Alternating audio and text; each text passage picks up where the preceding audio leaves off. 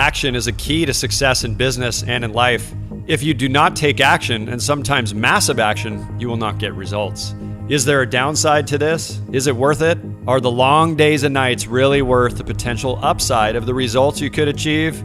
Listen, you and I both know that without hard work, it is pretty unlikely that you will produce anything of quality. Rituals are crucial as well. You're going to need to get yourself some rituals. Right now, every one of you in this room is controlled by your rituals. I don't just mean this one. I mean every morning you get up. I know your body. I can look at your body right now, and I can guess your rituals. Some of you, your rituals to work out 5 times a week, I can see it clearly. 4 to 6 times a week, it's obvious. Because you couldn't look like that if you didn't do that. Some form of workout. I don't care if it's walking, lifting, whatever. Some of you, it's obvious that lifting weights is part of it. You can see by that man's muscles.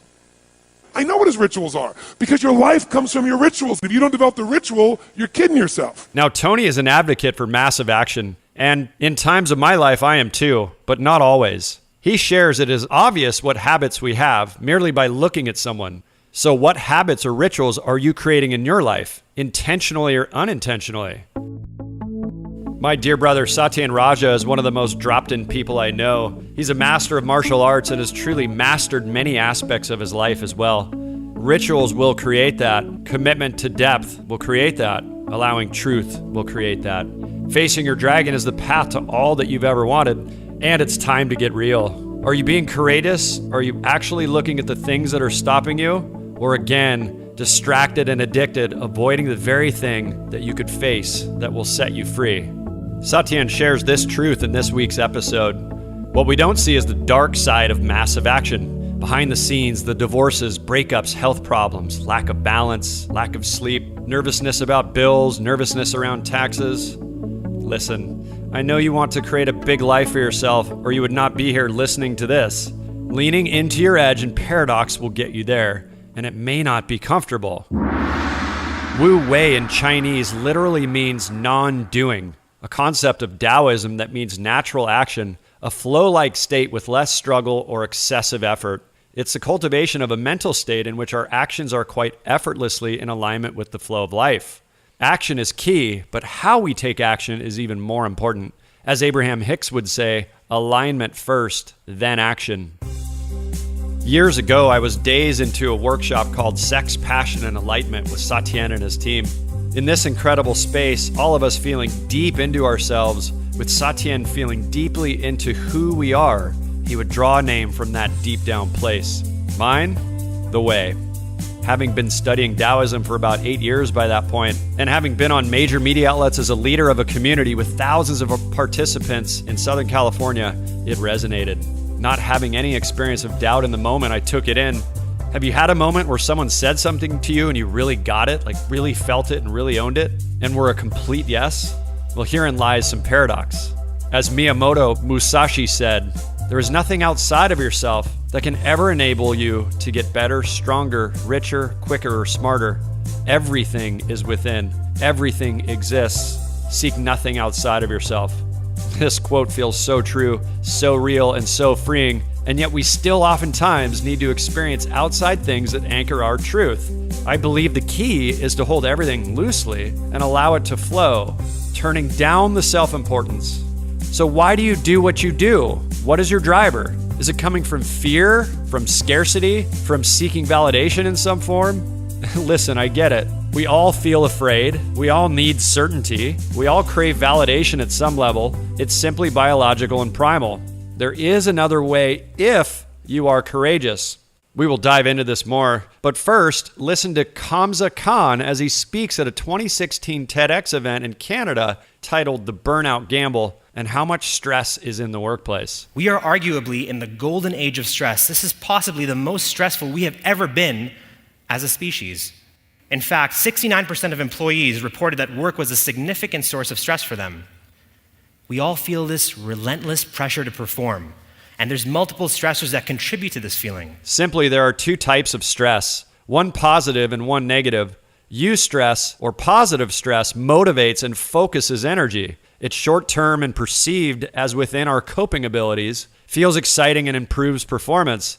And distress, or negative stress, that causes anxiety or concern and can be short or long-term and is perceived as outside of our coping abilities. It feels unpleasant and decreases performance and can lead to mental and physical problems.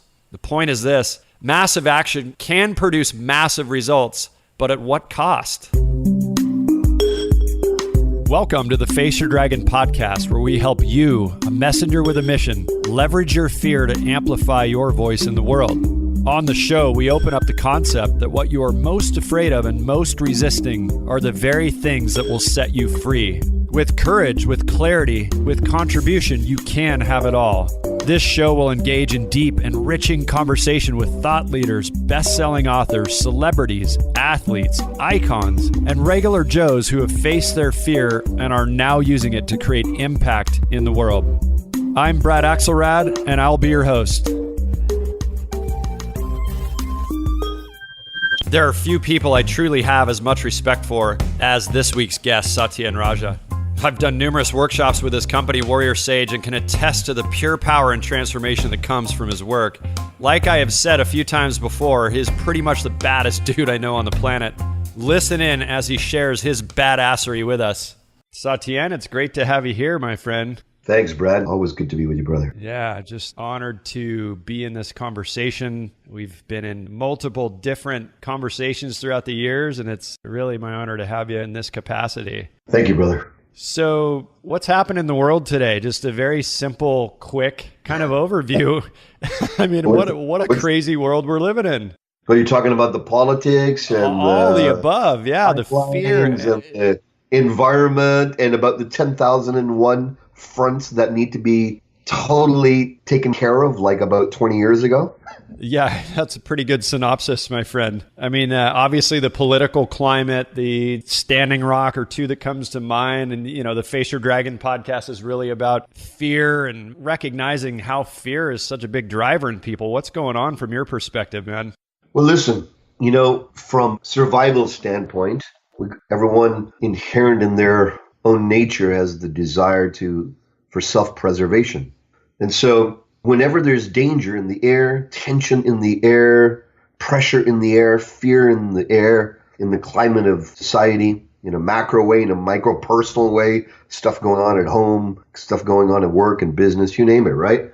All this sort of fear, it activates our fear center, our very own, this pressure to survive. And in those moments, we retract back to self-survival.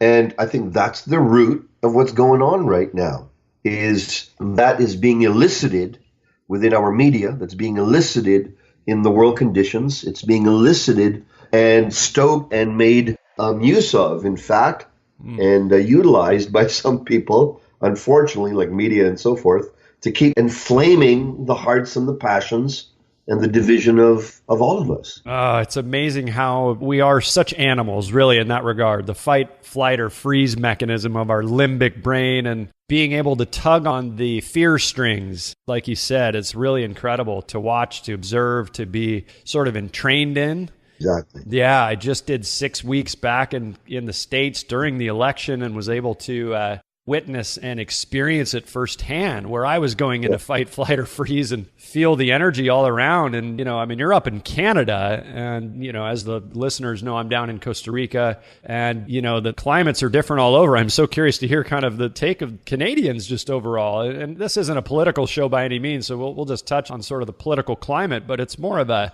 feeling tone, like what's going on up there? Well, you know, I think just as every country, Canada itself has those who are more left-oriented and those who are more right-oriented. And so the left over here are more sympathetic with the left over there, and the right over here are more sympathetic with the right over there. Right. So the division is there. It's always been there. It's crafted that way. And so us Canadians, we tend to just let things roll by a little, you know? We don't get as inflamed. We tend to be a little bit more civil and courteous, right, by nature, you know. But we're watching, and the crowds I circle around in, we're watching with amusement, and for some of us, with deep concern. And, you know, there's many different layers of fear, right? I mean, it's certainly primal fear or sort of an observational fear or situational fear. You know, what would you say has been one of the biggest dragons or fears you've had to face in your life, Satyen? Well, the fear of failure for me is the one that kept me pumped up for many years. And, I remember early in my life when I started in martial arts and I wanted to be a teacher. And then I opened up my martial arts school underneath the banner of my mentor. And the fear of, what if this just falls flat on its face? The cost involved, all the risk involved to renovate and prepare, and then to start a business and market and do all the functions of running sort of a temple in the middle of a business environment, having to make a business out of it. And at the same time, every single day trying to get across something that's more obscure, that's not the norm type work or business. Right. So that's the biggest thing that I've had to face is the fear that my personal passions won't make it or break it, or I won't become successful with my own personal signature passion, And now you've married that now with the Warrior Sage community. I know there's been a couple different pivots in the business since. When did you start the Warrior Sage tribe? Since 1999. Yeah, I thought it's been around a long time, and then it kind of pivoted, and now it's really back in full force. And, how does your work? I know you do some incredible work, and I've done some of your work, and it's been some of the most transformative work I've experienced. I'm curious how you can sort of anchor what you do with the current climate and entrepreneurship and all the fear of failure and the fear of success and the 5 dragons that we talk about on this show. Like, how does all of your work sort of encapsulate that and help people use the fear or leverage it? Well, the way, I look at it from this perspective of the Warrior Sage principles, that type of mindset, that type of way of being, is a fear is we remove ourselves from latching onto its significance for a moment. We learn to recognize what are the images I have regarding the fear that I have. What thoughts do I have regarding this fear that I am having? What emotions, feelings am I having regarding this fear, whatever that fear is, right? What body sensations do I have when I'm in this fear? These particular 4 elements, these particular 4 awarenesses, images, thoughts, feelings, emotions, and body sensations. For a Warrior Sage, we look at and we feel these fully. The key is by feeling these fully rather than retracting or coiling away from, which is the natural response, by feeling the images fully, the thoughts, the emotions, and the body sensations of our fears, what happens is we merge with them. They expand. They get digested through the depth and the deepening of one's presence and attention to these 4 elements, images, thoughts, feelings, and body sensations of our fears. And then something unique happens, my friend. What happens is a deeper layer of wisdom or a deeper fear comes up to the surface to be dissolved again. So the key is to feel these things deeply, fully is the path that I practice myself, because I find that anything around that, if I'm not feeling it and, like you say, facing that dragon, embodying that dragon, then that dragon owns me. Yeah. It limits me. But if I merge with it and breathe it and absorb it fully and be willing to feel it fully to the core, that feeling duplicates, in fact, dissolves that fear, and an underlying wisdom starts to emerge, a knowingness of direction, a knowingness of intuition, a knowingness of what direction would be most opportune next. This is what happens when we have the courage to dive deep, into the essence of our fear. That's what I've experienced for myself, and in my trainings I teach, It's so beautiful. I mean, there's the opportunity to really use our fear and leverage our fear, not wield it, but leverage it internally and actually integrate it. And what I'd like to say is find, face, and ride your dragon, right? So your perspective is incredibly impactful. And I pray that everybody listening to this really takes this on, that what we resist persists. And, in Joseph Campbell's brilliant words, again, I love this quote: "The cave you fear to enter holds the treasure you seek." So what you're most resisting or most sort of pretending isn't there is your greatest gift, your greatest power, and the dragon shadow power that you get to use in the world. So exactly. Yeah. Exactly, brother.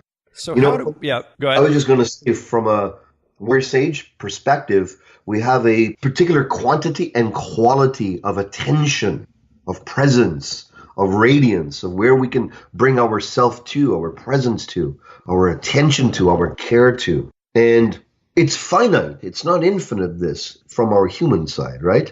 We can only bring so much attention to any moment, only so many projects, only so many to-do lists, only before our attention wanes and we can't hold it all together. And everyone's different with that, right? Right. But these units of attention, what drags us down the most is the ones that elicit fear. And fear response is either to close down, to shut down, to constrict one's breath, to have thoughts and visuals of failure and things dropping. And the key is if you just allow yourself to be present, be real, to embrace and to recognize, listen, those fears are coming from outside of me. They're not self-generated. I'm being stoked, right, in this depression of fear. The other form of fear is getting you pissed off and angry and all fired up and against them and we got to do something. That also is a form of reactivity to fear. There's a middle path, and the middle path is a paradoxical path. And when you're ready, I'll share a little bit about that. That sounds great. I'm really taking in what you're saying. And one of the honors I have of interviewing such champions like yourself on the Face Your Dragon podcast for the Dragon Tribe is really, I get to sit here and breathe into the conversation we're in. And I'm experiencing the possibility of what's being presented with you. So thank you, man. Yeah, you're welcome. So another thing, I'm so curious to kind of hear, and everything is in paradox. I love that you brought up paradox. I really believe the juice of life and the essence or the opportunity of life is in the paradox. So if we have the ability to hold that paradox, that is really the master, the path of the master. So I'm real curious to hear more about that. But what would you say is the one main thing that really keeps, messengers, coaches, presenters, speakers, consultants stuck? I mean, you've been in this a long time. You've worked with thousands of people. What have you noticed from working with a lot of people? And I know you work and use sexual energy and intimacy and spirituality and other modalities in Peru and things like that can create transformation and breakthrough. What would you say through all of that is sort of the common theme of people that keeps them from saying yes and sharing their message with the world or living their purpose? Over complicating one's deepest purpose and mission. Over complicating it. Overthinking it. Adding so many steps for the delivery of one's greatest gifts, service, whatever they are. It's putting in excessive amounts of mind and generating architectures which are so complex and complicated that it takes so much time just to create the infrastructures for that business, for that offering, for that giving.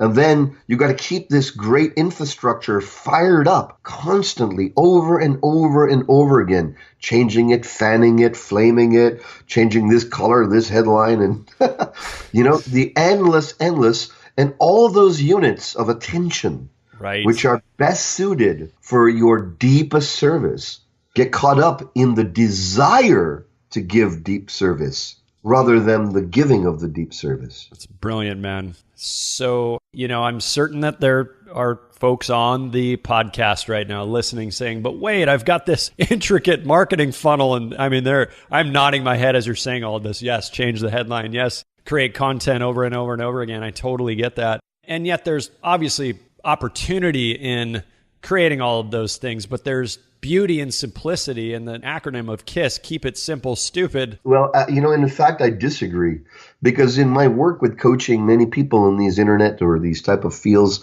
where there's great amounts of bells and whistles and steps and so forth, I find that no matter what figure that is claimed as a figure, usually it turns out to be a gross figure, not a net figure, meaning $1 million sale, not a $1 million profit. $1 million in sales, one could feel very thrilled and elated and use that as their marketing front end piece. But there's a sorry unreality that I've experienced, a deep chasm of unreality between gross profit and net profit. But you see, that's a psychological, emotional thing. It's the desire within oneself, what my teacher calls the law of variance, to be seen as something bigger than you actually are in this moment, to be noticed and appreciated, to have a wider, wealth or greater wealth or pockets than you actually do. And it's a spur to look how much I've sold. And if you come into this, you'll be able to sell that much. No one ever says, look how much life freedom I have gained from my business. Thank you. Look at the time I am spending with my children and making love with my wife and nurturing myself and my body and my time with spirit and my time with just nothing, with extreme divine laziness. No one ever shares this in their marketing spiels. Oh, it's so beautiful. So, we're all wanting to make money, create an impact in the world. I get it. We've got that. But to touch on the freedom piece, and really that's what we're about here. How do we create a business that sets us free? People want to make an impact in the world after they've made an impact in their world. But if you get after making an impact in others' world, then there'll be an impact in your world. Very, very well said. So the freedom piece, yeah. It's really really simple. It's what's your deepest gift? What must you do to serve others through your offering right now? Not what mission statement does your business have. Statements have nothing to do with it. What's the sole purpose at a soul level of your offering? If it's not congruent with what you're offering now, then you got to scrap it, because you'll be in an endless cycle of bullshit and tension and struggle. And as you move forward, there'll be 2 steps back, moving 2 steps forward, 3 steps back. It'll be because it's not your door to walk through. Well, it's interesting, and I agree 100%. I'm certain everybody else does. When I moved to Costa Rica a year ago, things opened up in ways I couldn't even imagine. And that was really because of living in alignment with my deepest heart's desire, my passion. I had to lean into some of my biggest fears, letting go of so much comfort and creature comforts in the States and familiarity and predictability and certainty, right? But it was when I leaned in, right? When I leaned into that uncertainty is when everything opened up. There's more passion at the edge of life, right? Yes. And, some of us already feel good about what offering that we make, what business, its structure and so forth. Well, how about taking the effort, from making an impact to creating freedom for yourself? How about we lessen what automatically comes out of human potential people is, oh, I'm doing this for contribution, because we've heard it 100 times. Yep. What if we put that aside for a sec and we assume we trust ourselves and we never have to say it's for contribution ever again. And we go with contribution and we make it our silent power. And we offer contribution from the place of sacred silence, not having to brandish ourselves. Perhaps, even at the highest levels, not even taking tax receipts for any offerings made, because you want nothing in return. You're not playing any game. You're not aggrandizing yourself or self-depreciating yourself. You're in the Tao with your rested self, which is at its highest state of transmission and synchronicity. When you're in that place where you've lowered the frickin' importance about being seen in any particular way. You're spot on, brother. And I just keep dropping in more and more as you're speaking. A couple things come to mind, and that's the 2 things, the self-importance piece and false humility. And, there's healthy ego and unhealthy ego. And there's so much of all of that self-importance and false humility just rampant in the coaching, consulting, speaking world. And I get it. There's something deeper. There's that resting in the silence, like you're suggesting, Satyen. It's how do we do that? Can you give us some tips on how to actually get to that state? Well, first of all, what I like to do for myself is this is a fundamental warrior sage principle and practice. It's counter to many forms of self-help philosophy. So play along with me here for those of you who sounds this is very interesting, okay? Maybe a new concept for some of you. And that's the concept of, how we've all heard of the concept of, take prisoners, take no names. It's a very macho very much so. Statement. Well, what is it? How do you say it? Take no prisoners. Yeah, I think it's just take no prisoners. Yeah. No names or take names or whatever, right? All of that, yep. Right? Those particular mindsets, those particular energies, if you look at anyone, and I've had the fortune and the honor of, working with very interesting people in leadership in various levels of success and leadership in their lives. Some of the biggest names in our business too. And what's interesting is that the ones who become the most powerful are the ones that have the least self-importance. So how do we cultivate that? Let's look at what within ourselves pisses us off. When we look at our own self-image, how do we feel? Less than, more than? Look at how those people are doing. We're comparing all the time. That comparing is the part in us that never got the full nurturance of being seen and nurtured and appreciated. Hence, we got into personal growth because you get a lot of contact and connection here. 100%. Right? Yep. More than anywhere else. And it tends to be very genuine. Yep. And it tends to be with very awesome people and very positive, like forward-thinking individuals, right? Right. But the challenge is most of us in this industry, and including myself, came from a place where we lacked being seen, appreciated fully enough. So we're searching, our dragon within us continues to get us to look for appreciation from outside of ourselves, because we didn't create and develop those dendrites of appreciation perhaps when we were younger. So there's this thirst to fill that void.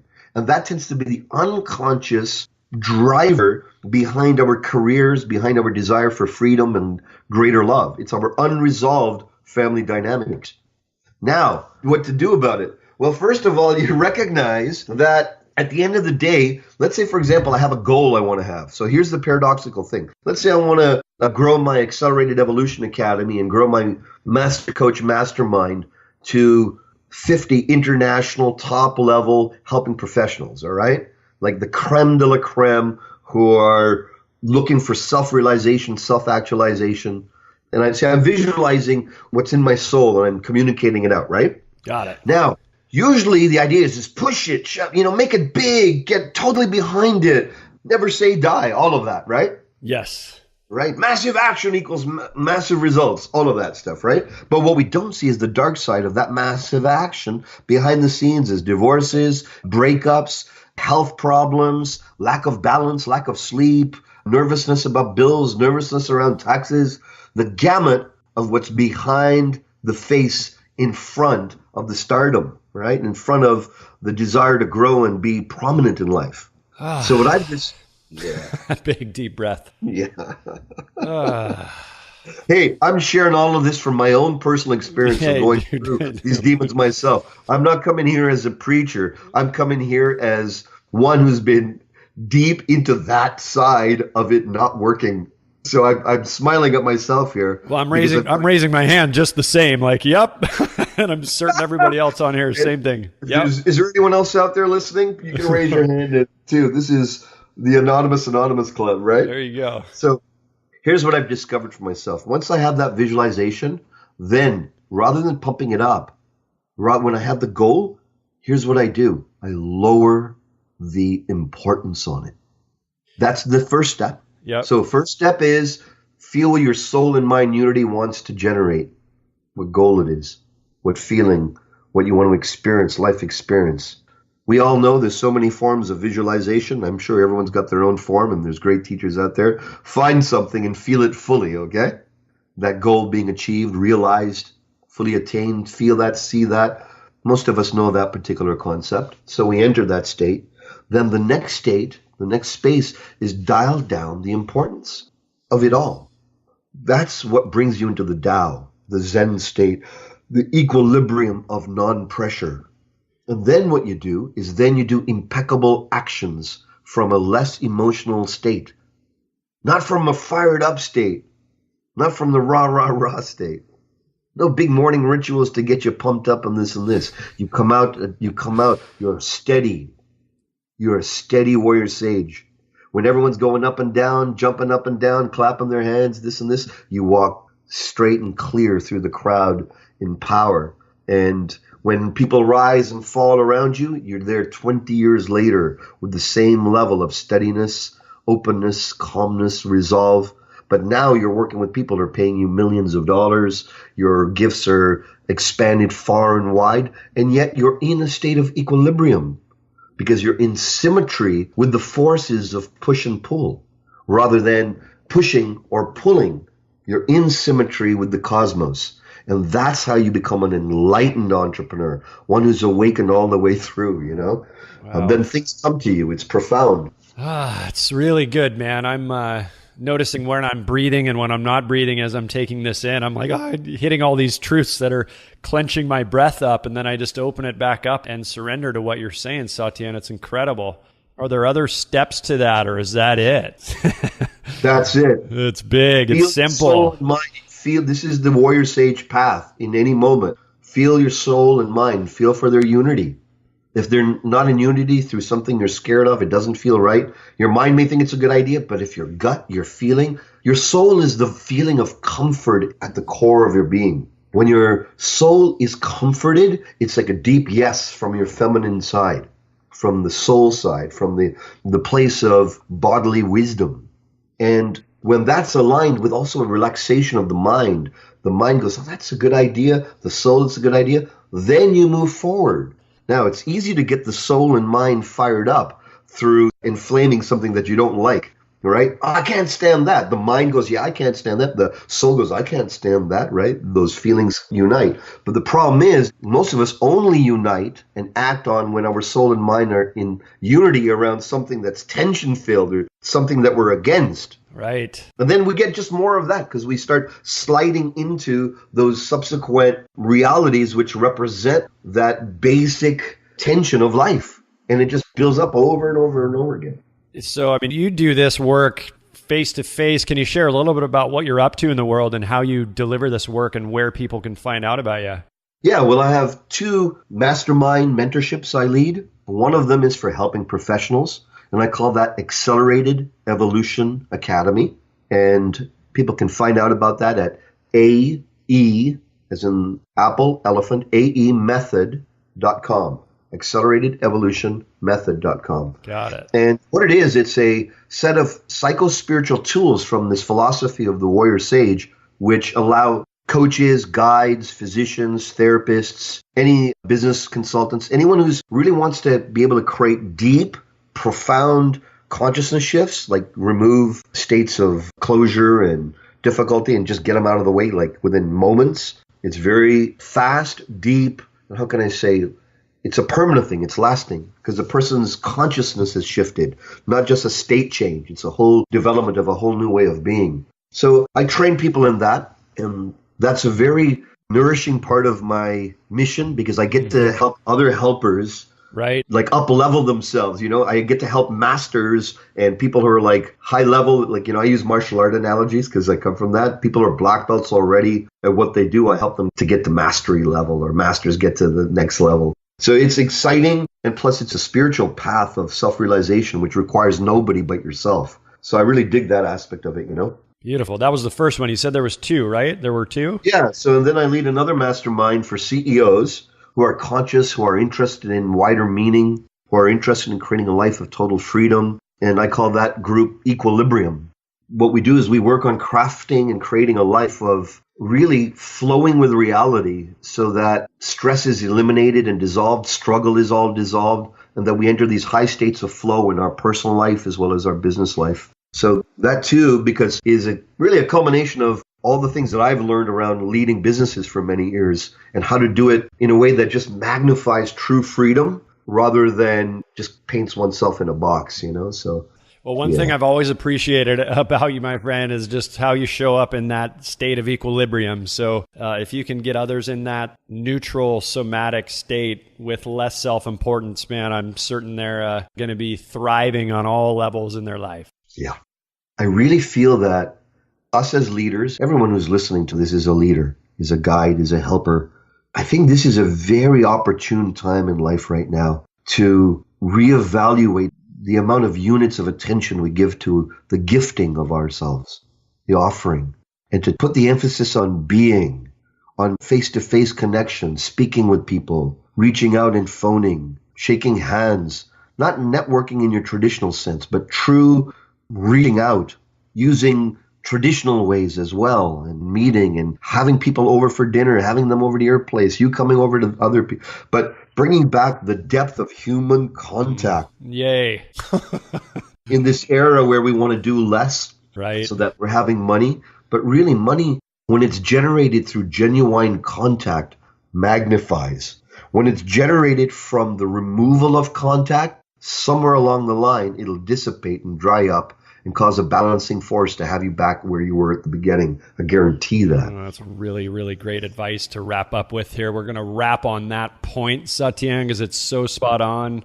I'm going to challenge everybody listening. Where can you be more personable, literally and physically? So with your body, where can you go out? And I loved how you said not in a traditional networking sense, because that's a little bit transactional. Where can we all step up and be more relational in our beingness. I'll challenge everybody on the podcast right now to really, really put the effort into, like you said, Satyen, make the phone calls, have the dinners, set the dinners, go to dinners, get out and be with people. And I certainly get that as I'm here in the middle of the jungle by design in isolation, which is an interesting thing for me. I've never been this isolated, and there's great growth. You face all of your dragons being alone this much. And there's the need for oxytocin and dopamine and all the other chemicals that we need as humans and that we can sort of give forward as gifts. So let's go out and share our gifts in a totally unique and different way. And on that note, Satyen, it's been my honor. Again, thank you so much for joining us today. And you guys, I highly recommend you do some work with Satyen, research what he's up to in the world. It's some of the most profound work I know. Hey, thank you so much, brother. And love you lots. And I love what you're up to. And, I got your back and I trust your heart. And everyone who's listening, good on you. And, keep offering that gift is all I can say. And my heart goes out to all of you. Amen, brother. Thank you so much, man. I love you too. I appreciate you. I'll talk to you soon. I want to thank our guest for sharing his heart and brilliance with us. Thank you, Satyen Raja. I'm so grateful for your contribution to the world. You can find more about Satyen at warriorsage.com. And as we dive deeper into facing your dragon, I want to offer the opportunity for you to discover the number one hidden fear stopping you from earning what you're worth. Be sure to take the 1-minute quiz at couragequiz.com. And if there's something here I mentioned that you want to review again, keep in mind we keep all the notes for you, including links to everything we've talked about today. You can find the show notes for this episode at faceyourdragon.com/episode 005. And finally, I would like to invite you to subscribe and leave a 5-star review for the Face Your Dragon podcast by visiting faceyourdragon.com/subscribe. Be sure to share this episode with your tribe on social media if it was useful for you. We'd love that. And join our conversation in the Face Your Dragon Facebook group as we talk more about your greatest fears being the very thing that will set you free.